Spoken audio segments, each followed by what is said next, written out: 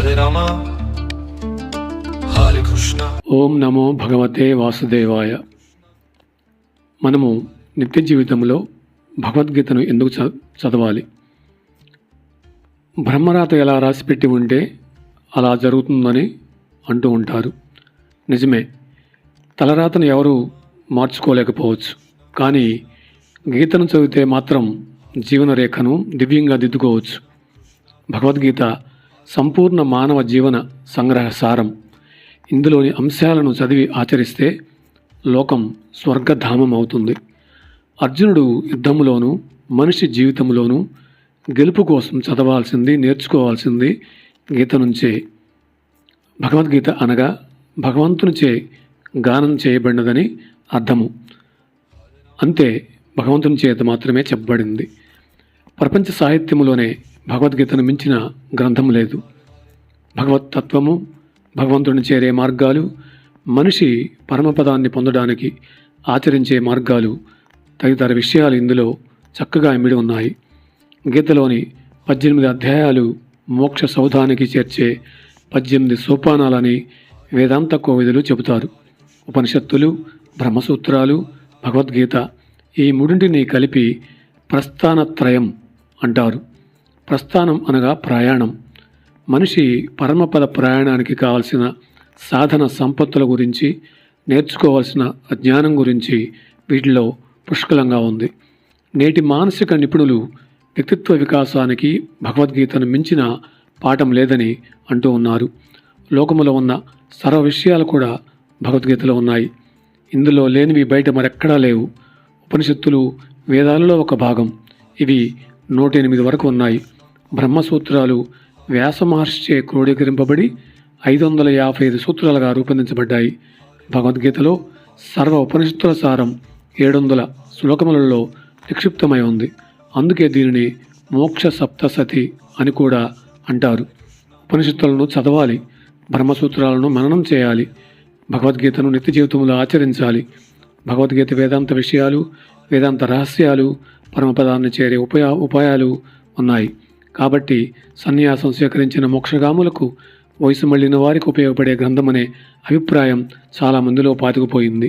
కానీ ఇది నిజం కాదు. గీత ప్రపంచంలోని అన్ని విషయాలను చర్చిస్తుంది. ఇది స్పృశించని అంశమంటూ లేదు. అందుకే ఇది ప్రపంచంలోనే మకుటాయమానమైన సాహిత్య ఉద్గ్రంథం. ప్రస్తుతం వ్యక్తిత్వ వికాస నిపుణులు భగవద్గీతను ఆధారం చేసుకునే నేటి యువతకు కూడా శిక్షణ ఇస్తున్నారు. ఇది చిన్నపిల్లలు కాదు, పెద్దలు కాదు, మధ్య వయస్కులు కాదు, కులము లేదు, మతము లేదు, అందరూ కూడా దీనిని చక్కగా పఠించవచ్చు. భగవద్గీతలో దైనందిన జీవితంలో సత్ప్రవర్తనతో ఎలా మలగాలి, సన్మార్గాన్ని ఎలా నడవాలి, సుఖశాంతులతో ఆత్మానుభూతిని పొంది లోక కళ్యాణానికి ఎలా పాటుపడాలి అనే పలు విషయాలు కూడా పొందుపరచబడ్డాయి.